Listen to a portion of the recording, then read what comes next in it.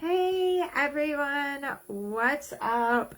Sorry I'm a little late. I planned on being on at 2, but I was trying to get on my computer so that I could share the slides I made with y'all, because I made 27 freaking slides, but I could not get the Facebook Live on my computer to work.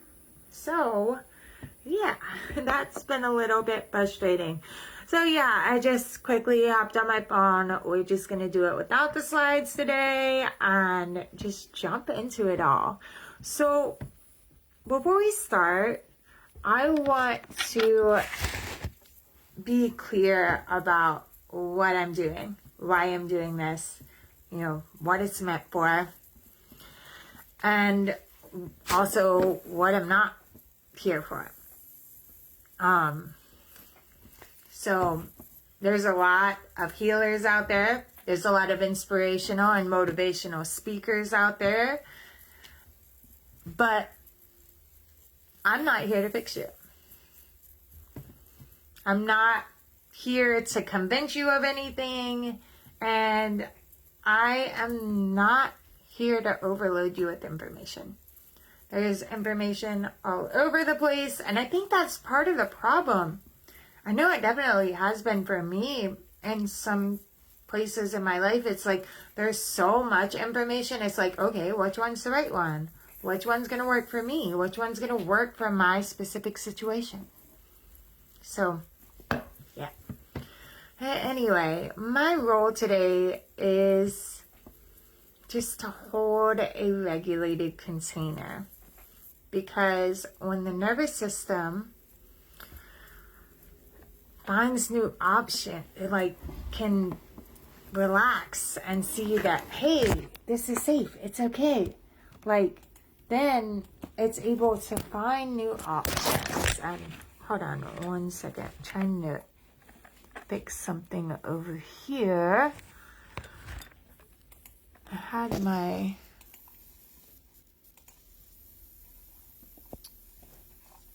sides pulled up to help me stay on track, and I'm trying to get them pulled up right. There we go. Okay, there we go. So yeah, my role today is to hold a regulated container, because when the nervous system finally feels safe, that's when new options become available. That's when we see that there's a different way to do things. When we are in a place where we don't have nervous system safety, it is very hard to convince someone that reality or this or that or whatever is any different than what they're experiencing in that moment, than what they've experienced their entire lives, because that's what it all boils down to. It's survival patterns. But when we can calm them first and then say, hey, why don't you try this? That's when things really start changing, because then they're actually open to that new thing rather than being closed off to it. So, yeah, real change happens through nervous system safety, not through force. It happens when we slow down and we regulate and we take the time.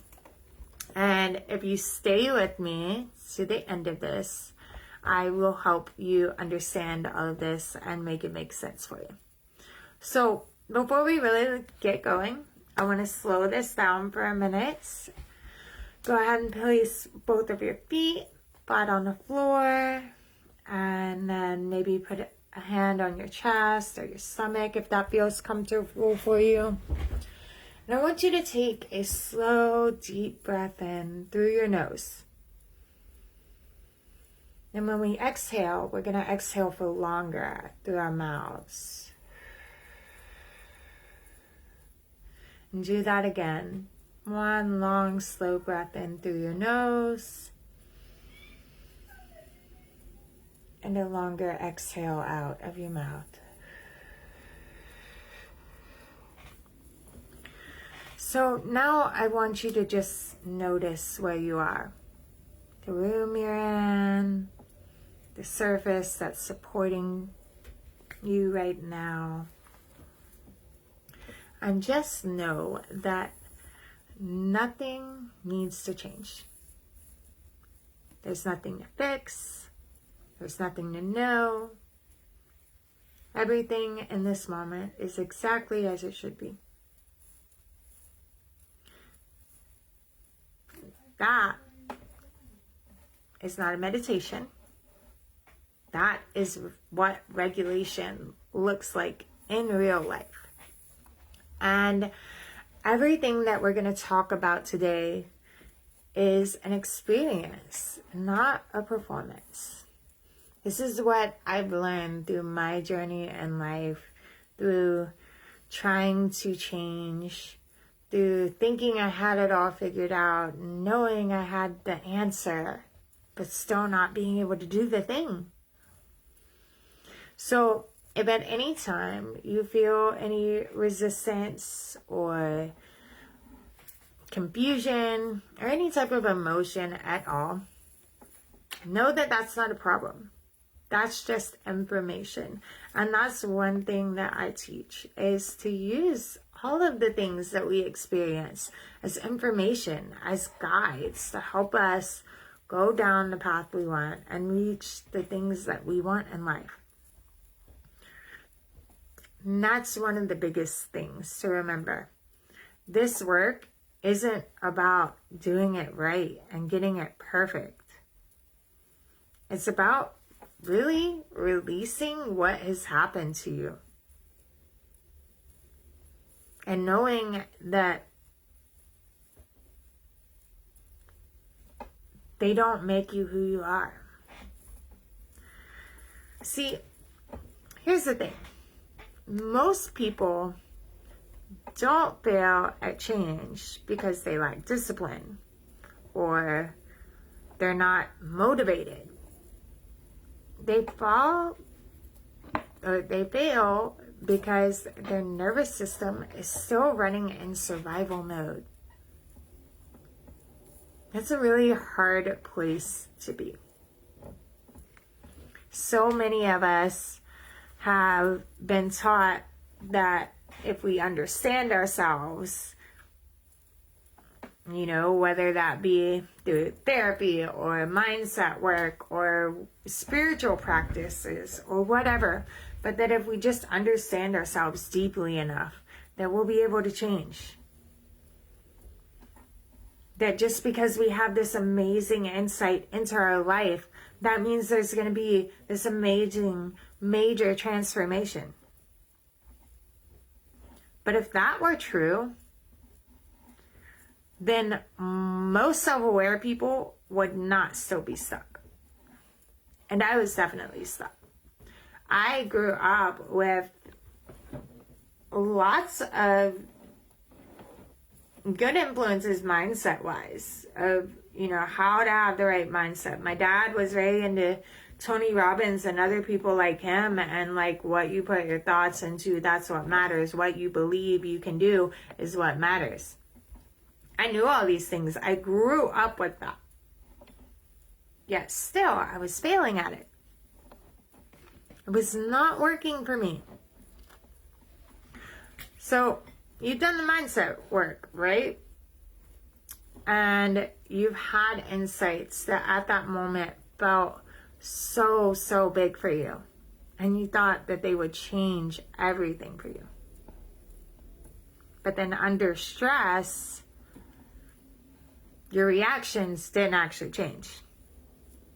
And then you judged yourself for it.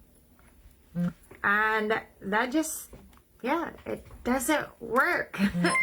It doesn't, because then we just end up in this anger and shame spiral because we're like, what's wrong with me? What am I doing wrong? Why can't I get this right? I went through this for a really, really long time. I knew all the right things to do. I knew who I wanted to be. I had the tools to use. And I'd start being crazy because a lot of my things was anger and frustration and blowing things out of proportion and big explosions. So I start going crazy, and like this voice in my head, it's like, what are you doing? Why are you doing this? Stop. This isn't what you want. You don't have to be this way. Just stop. But I couldn't. It would continue on for another fucking hour. I didn't know how to stop. And then I hated myself after that. I would go on feeling shame. Feeling absolutely horrible about the person I was. About the way I treated the people that loved me. About the way I treated the people I was supposed to love and care for. And then I just got angry again. Because I was so ashamed and so mad at myself. And it was never ending. It just never stopped. Continued on and on and on. And it's not a character flaw at all. It's physiology. It's how our brains work. I was very self-aware of my patterns, of where they came from, of why I did the things I did. Not all of them, of course. You know, as we heal, we find more, we discover more. But I was very aware of a lot of them. I've had a lot of trauma from my childhood that turned into control issues, self-worth issues, authority issues, like so much. Tons of issues. I don't think I can name them all. There's probably some that I've worked through without working through by working on other things and whatever. And it's a continuous process, really. Sometimes I'm like, oh, I thought I worked on that already. And sometimes you just got to go back and work on a little more. It's like layers of an onion. You got to peel some back, and then there's a little more there, and you might need to come back later after you go cry for a little bit. But it's okay. But yeah. I understood it all. I knew where they came from specifically. I knew why I pushed people away. I knew why I had to control situations. It didn't change the fact that I still did it. I thought that awareness alone would make me sovereign. But when I was under pressure, I failed. My body took over. My tone changed. My reactions felt completely automatic. Like I was not in control of myself at all. Like I was saying, I would have that voice in my head telling me, stop, what are you doing? Why are you doing this? You know better than this. You know to be different than this. What the fuck are you doing? But I'd still keep doing it. And then afterward, I was filled with regret and confused as to why I couldn't do better, why I couldn't be better, why I couldn't be more, why I couldn't be the person I wanted to be. And then shame because I wasn't able to be that person. Yeah, exactly. I was always in survival mode. And I didn't know how to get out of it. I thought I had all the information. I thought I knew all the things to do, and I didn't. And it was really frustrating because I wanted it so badly, and I felt like, okay, I have all the answers. They're all right here. I know these things. Why can't I do it? Why can't I make it work? And eventually I realized something that changed everything. Insight doesn't override survival mode. Knowing that I did something because of what happened to me didn't make that response different. It didn't change the way I reacted to situations. I know, I think it's really hard to try to get out of something like that alone, because when you're operating from a place of survival, like, you don't trust people. And we need that connection and that trust that it's really hard to have when you're operating from a survival place. It's just, I bitch to my husband all the time because he's a chef at a mental health facility. And the way this mental health facility works, I don't know the exact days, but after a week or 2 weeks or something like that, they have to check out. They can't stay there and get better. That pisses me off so much because you're keeping these people in survival mode constantly. They can't escape that. They know in 7 or 14 days, they're not going to have a roof over their head anymore. They don't know if they're going to have food to eat. How are they supposed to get out of survival living in those kinds of situations?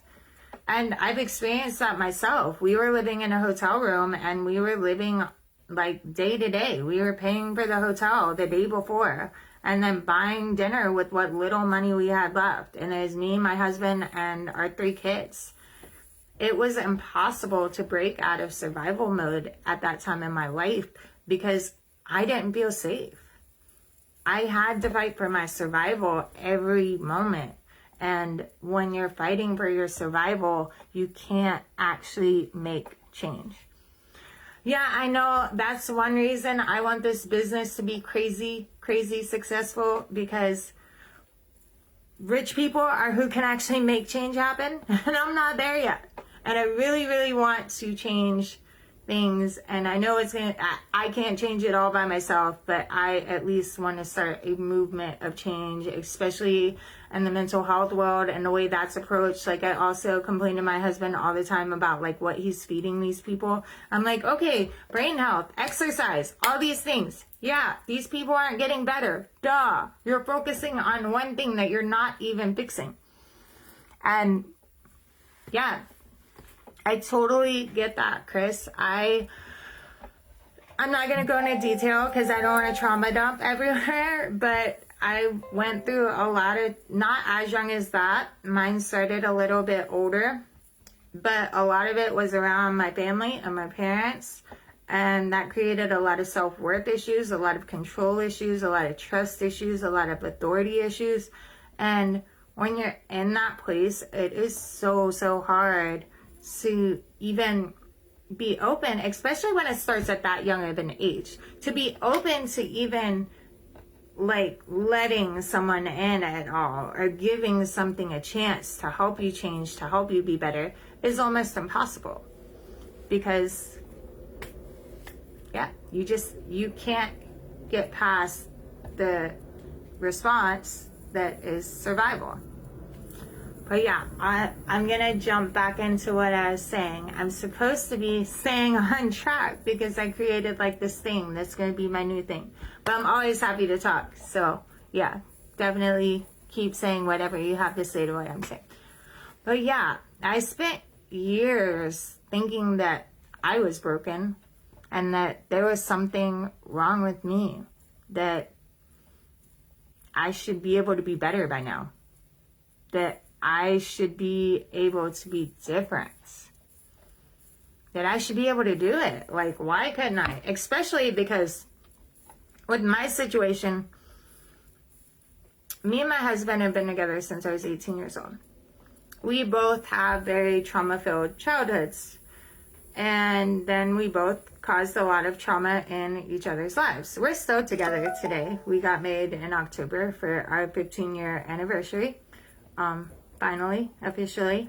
But, yeah, now we're way different people. But the thing was, like, you know, we put each other through a lot, so that made me get deeper in the trauma responses and everything. And then he was addicted and lied to me about it and everything. So we were, like, in a very, very bad place. But then he started to heal, and I got worse. And I'm like, what the fuck? Like, I was always the positive one. I was the rock. I was the one that held us together. I was the one that did the right thing and made the right decisions for our kids. And, like, not exactly, because, like, obviously I was still responding with trauma. So I was doing the best of my ability at that time. But, yeah, like, that, he started getting better, like, way better. I never imagined he could be the person he is today. And I got worse. So it's like, what the hell is wrong with me? Why can't I get this right? Why can't I do this differently? But when I chose safety first, when I started showing my body safety first, that's when choice came back online. And that's one reason too, it's a process. You can't expect it to just happen overnight. I had to consistently show my body that.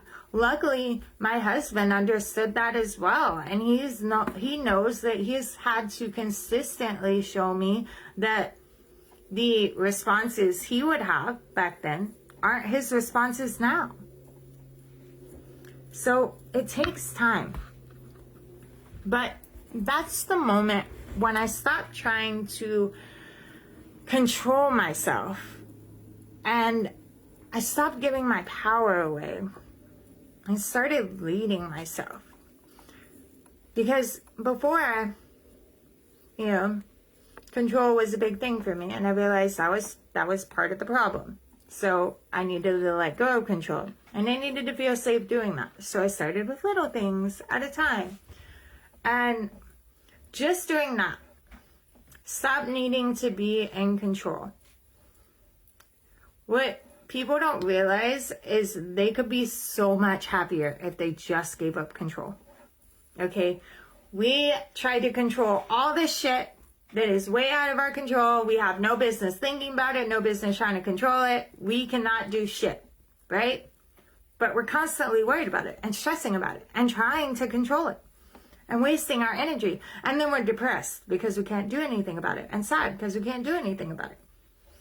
It makes sense, But if we stop trying to control these things that we have no control over, that gives us so much more energy to focus on other things. And it helps us to take our power back. We're then able to be like, okay, no, wait, I don't need to control that. It's okay. We're good. So yeah, I am going to go into 3 secrets that are like my key to transformation and change, I guess. So secret number 1, we're going to talk about why effort fails. Okay, when the nervous system, check my notes here. I'm trying to stay on track and not read directly from a script. So yeah, excuse me reading notes. Plus, I really should have my glasses on, and I don't.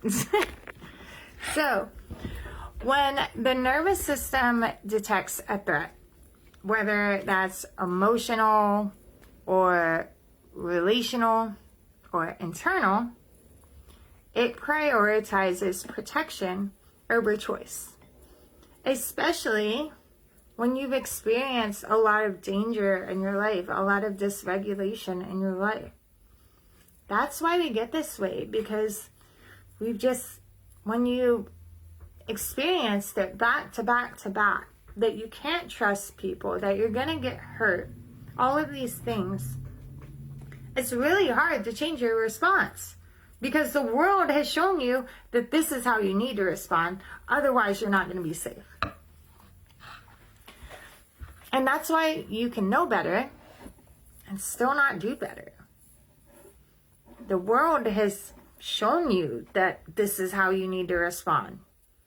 Maybe it's not working anymore, but this is what the world taught you while you were growing up. It's not your fault.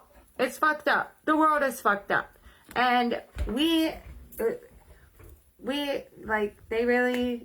so glad things are changing today, because it's like we were not taught the right things. School was designed for the industrial age. It has not been reformed since then. It was designed so parents could go work in the factories and so that children could learn to work in the factories when they got older. That is why school was created. And don't get me wrong, I think it's important to learn. I place high value on education, and I had A's all through school. But what life skills do we actually learn in school? Do we learn emotional regulation at all? My kids are now, which is fucking awesome, but I never learned that. We never were taught to understand these things. We were never even taught that anger is okay, that anger is not a bad thing. So often we were just taught, oh no, don't get angry. You can't be mad about that. You can't, but we weren't, it was because of the way we were responding. if somebody would have taken the time and said, hey, look, it's okay to be angry, but maybe this isn't the best response. Maybe this isn't the way you need to respond in anger. We can respond in anger this way, and then it's productive, and then it gets us the things we want. All emotions are valid. Everything we feel is valid. We were just never taught how to use it productively. And that really sucks. So, yeah, part of my mission is help change all of this. Change the way we see these things. Because so many people are walking around out there thinking that they're fucked up and there's something wrong with them because of the way society is. And that's not okay. And I want it to change. So, yeah. Oh, yeah. Effort sounds responsible, right? But to a stressed nervous system, effort just feels like demand. And demand just increases pressure. Whether it's us demanding of it of ourselves or someone else, doesn't matter. So when we tell ourselves that we need to do better, all your system is really hearing is, I'm not safe unless I perform. And that's not what we want to do. Because patterns don't weaken under pressure. They tighten. I can definitely attest to that. Like, go back to my anger and my husband for a minute. Especially now. Like, you know, of course, we're a couple. We still get in fights. So say if you're a couple and you don't get in a fight, you're probably doing something wrong. Because you're going to disagree. It doesn't have to be like fight, yelling, screaming, arguing, but you'll get in a disagreement, you know?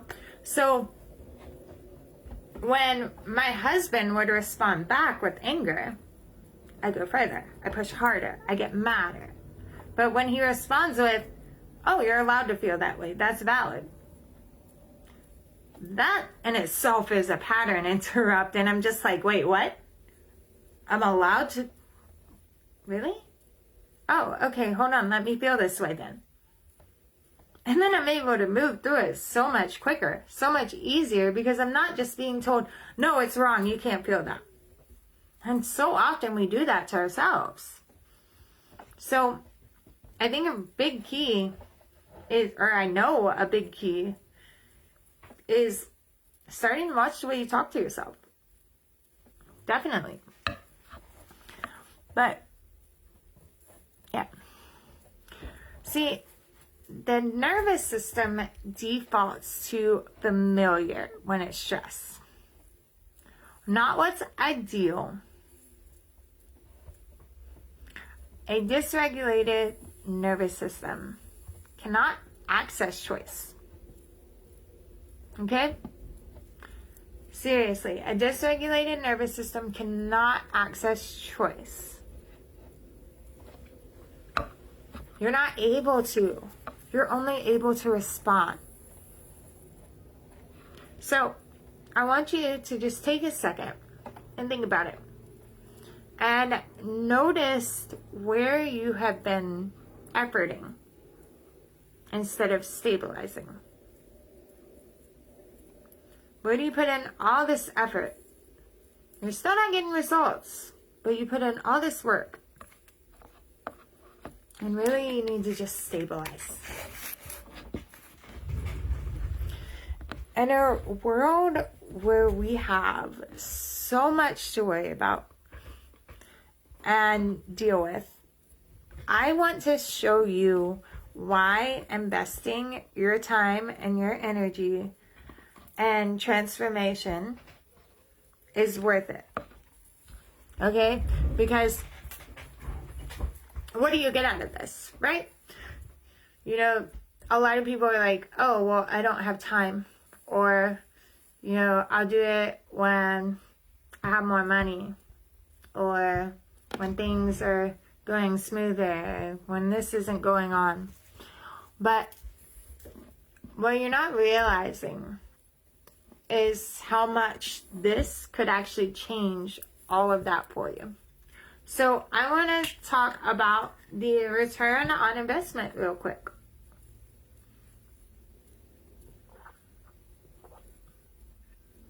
And when I say investment, I'm not even just talking about money, because investment is also time.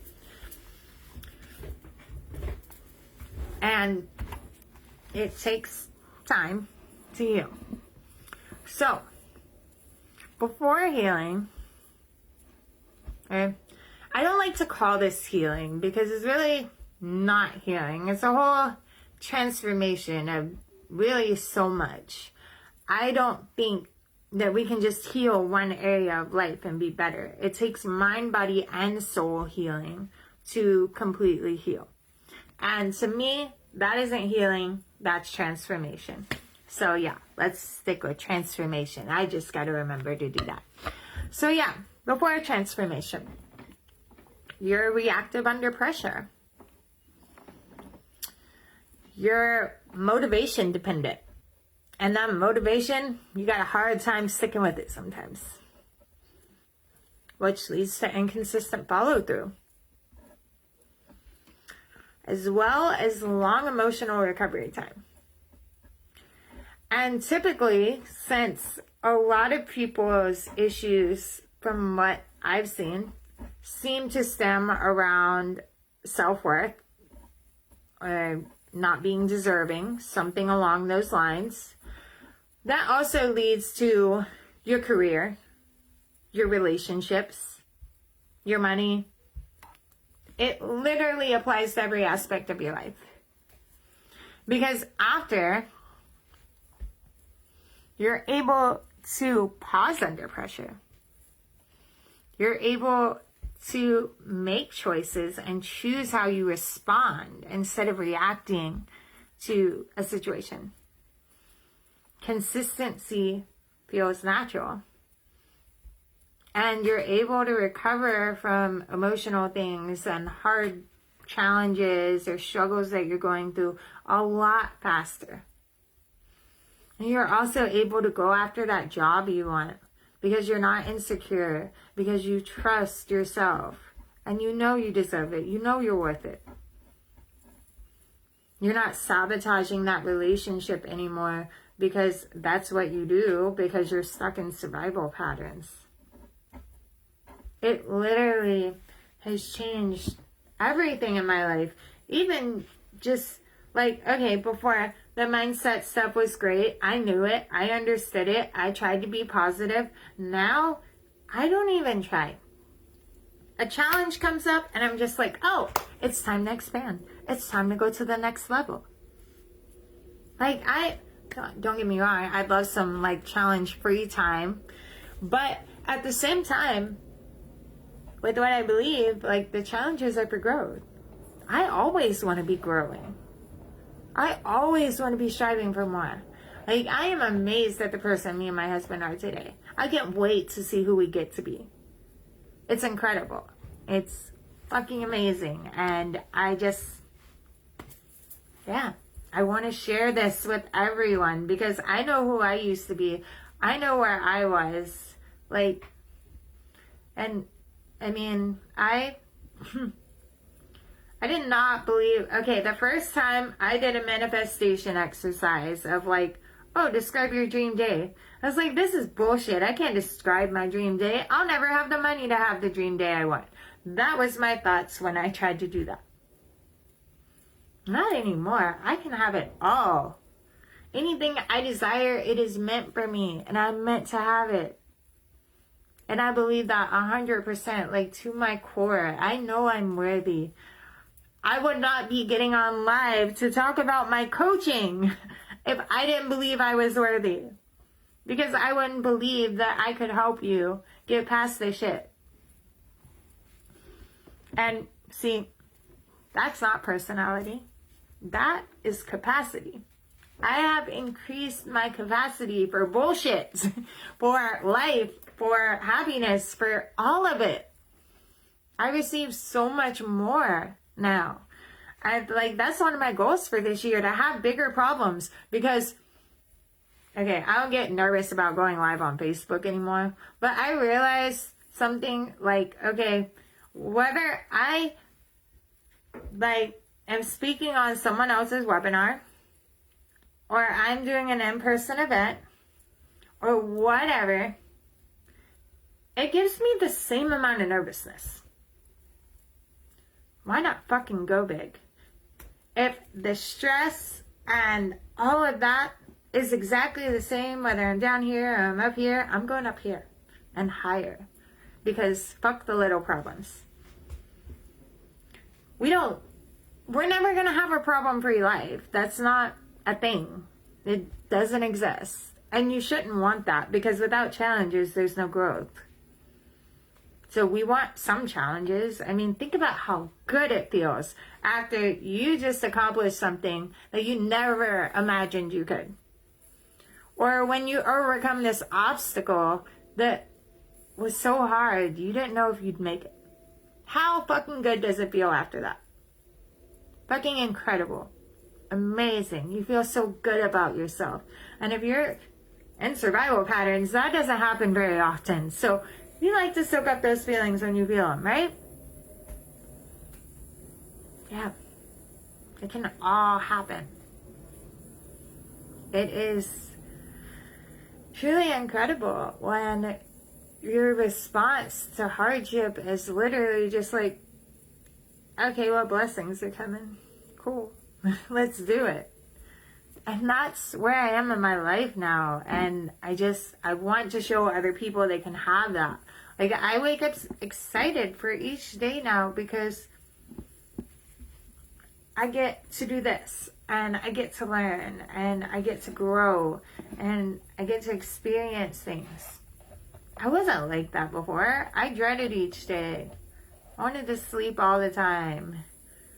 I was frustrated. Like, the day before my husband would go back to work, I'd be like, I don't want tomorrow to come, because then you have to go back to work the day after. And then I'd be depressed the whole day that he was off of work the day before he had to go back to work, because I didn't want him to go to work.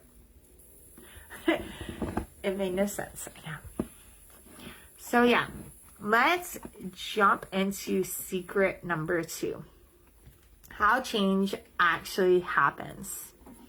This is observing and rewiring. Most people become aware after they react. And this work trains your awareness while reactivity, I was trying to think of how to say that word. Reactivity is happening, not after the fact, while it's actually going on. And that's the moment that choice becomes possible. Okay? You know, and not even just catching it, because before I wouldn't catch it when it was happening. I would catch it after it already started, and then I couldn't stop it. So, if we're able to catch it before we start reacting, then we've got it. See, we're not suppressing emotion when we do this. We're interrupting automatic response, because like I said before, all emotions are valid. Everything you feel is valid. And whether that's because of a trauma that happened earlier in your life or something that happened today, it is still 100% valid. But we want to be able to choose how that emotion affects us, how that emotion makes us act. So technically, an emotion can't make you act anyway. We need to take responsibility. But, yeah. So, yeah. We still need to feel the emotion. We still need, we're still going to have these things come up in our life. We're still going to be triggered. But it's about being able to actually shift that and interrupt the automatic response so that we're not responding the same way anymore, and we get to choose how we respond. So that interruption could be something as simple as a pause or a breath. Maybe you rub your hands together. It's a sensation you feel. Just something that gives your system another option, something else to focus on. Like I said, when my husband responds, "You're allowed to feel that way," that stops me, because it wasn't his response before. That's not how he responded before. Usually he'd push back just as hard or get mad at me for feeling how I felt or something, you know, but that's not his response anymore. It's different now. And his response makes my trigger response say, "Oh, there's another option. We don't have to do it the way we used to." Cool. That pause, that is what sovereignty is.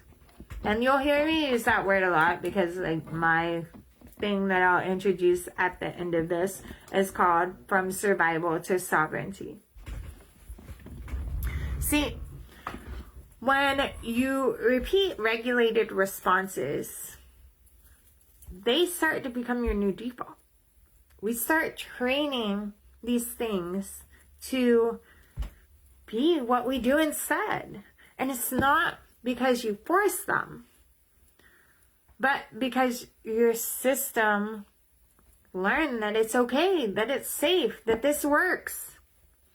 That's one reason I use NLP. It's not the first thing we go into, because I focus on nervous system regulation first, but I also use something called NLP. It's neuro-linguistic programming.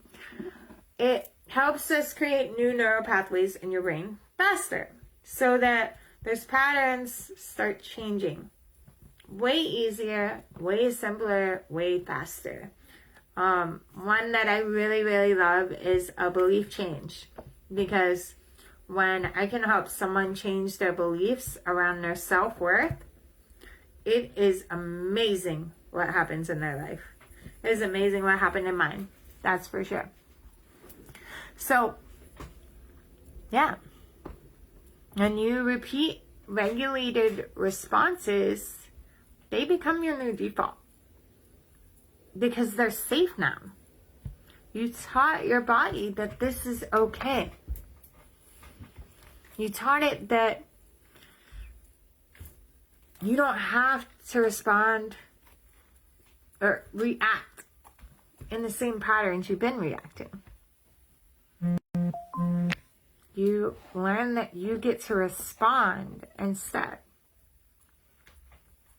So I want you to take a moment and just think of a recent time that you reacted and you wish you hadn't. You just take a second and get that time that you reacted and wish you hadn't in your head.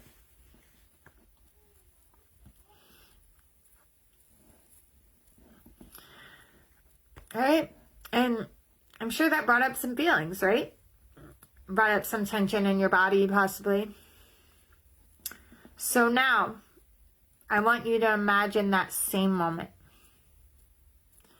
But your body stays calm. Calm enough to choose differently.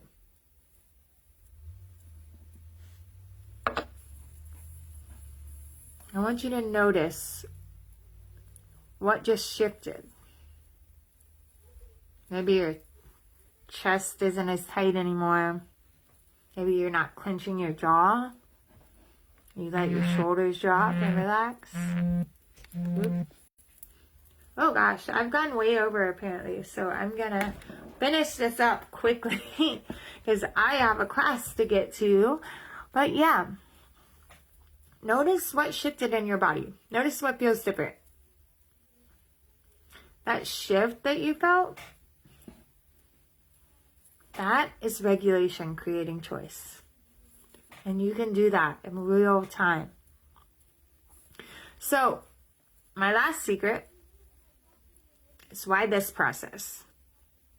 Why safety equals to leadership. See, unstructured change feels unsafe to the nervous system. That's what I've been getting at like this whole time. It's got to be structured.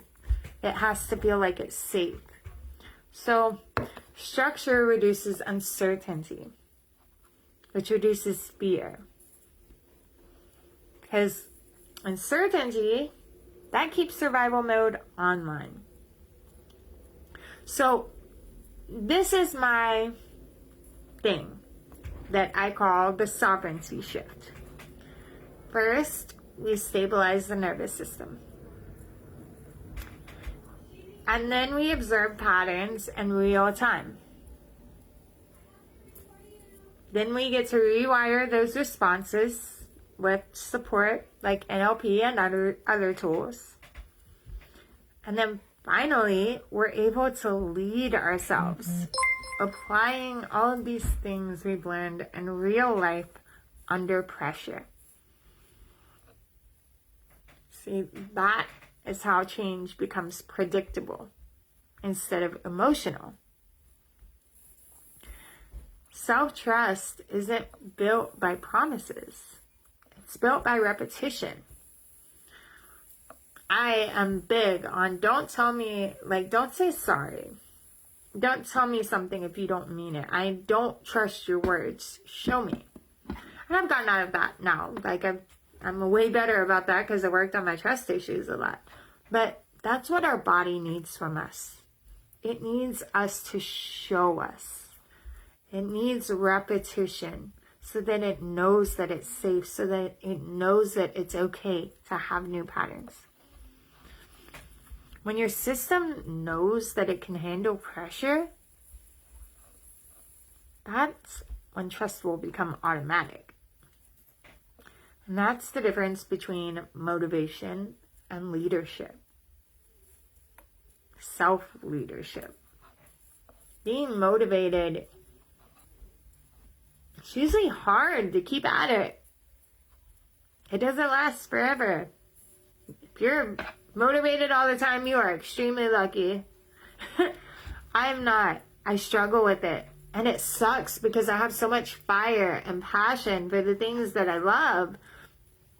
But my motivation just fucking sucks sometimes. And I can't just get up and do the things I need to do. And it's annoying and it's frustrating. But then I found self-leadership. And that's when it's like, oh, motivation doesn't fucking matter. Because I lead myself. Because I know this is the life I want. And I need to take these actions to get that life. So I'm going to lead myself to that. I'm going to guide myself to that. And it's beautiful. It's amazing. It's incredible. I cannot tell you what joy I get from the things I do every day. My work. It brings me so much joy, so much happiness. I love the things that I get to create, the people that I get to talk to, the people that I get to try to help. It means so much to me. So, before we move forward, I want to slow this down a minute. What stage do you feel most stuck in right now? Where do you feel the most relief?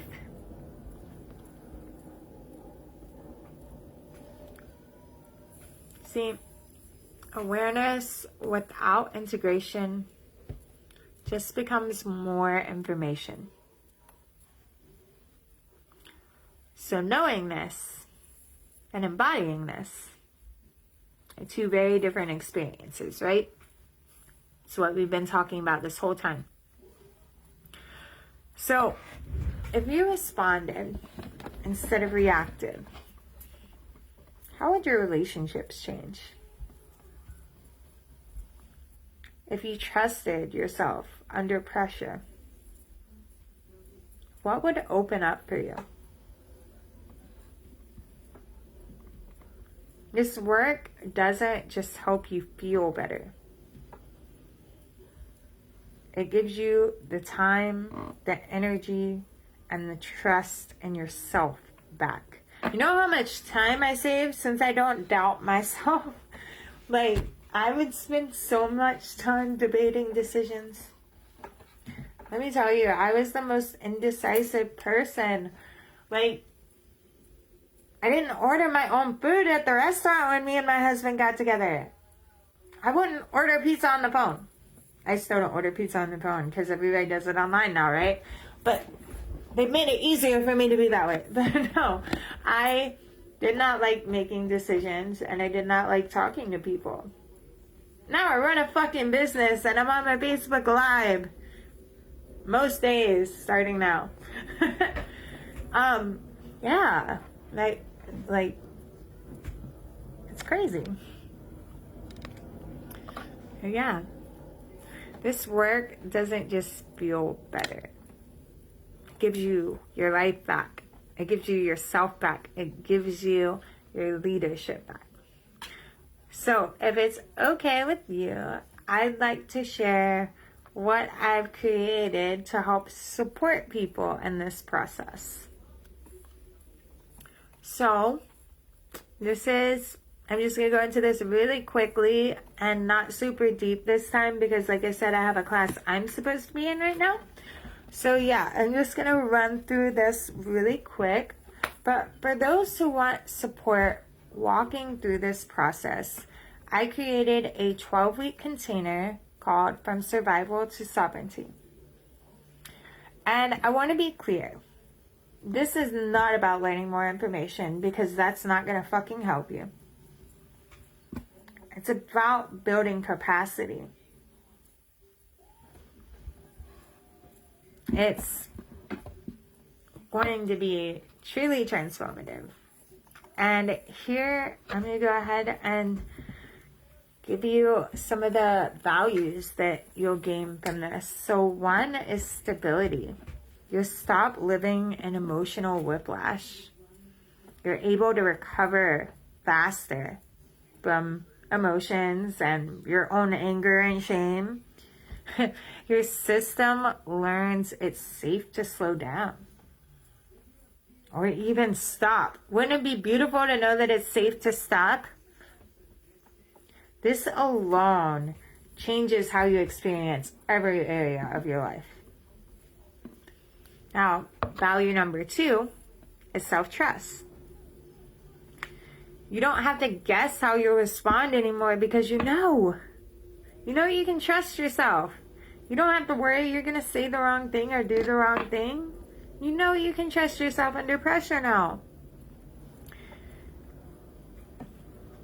And it's not because you're perfect or you figured it all out. It's because you're trained. That's what sovereignty really is. So, value number 3, consistency without force. You stop relying on motivation. Your follow through becomes natural instead of exhausting. And it's not because you're pushing harder. It's because your nervous system is on your side. So, value layer number 4 is leadership in real life. Self-leadership. This doesn't stay in your head. It shows up in your life. Your relationships, your boundaries, your decisions, the way you speak to yourself. That's why this work truly transforms people. So, what does this actually include? So, this is going to be a structured support system, and it's going to be a 12-week guided process to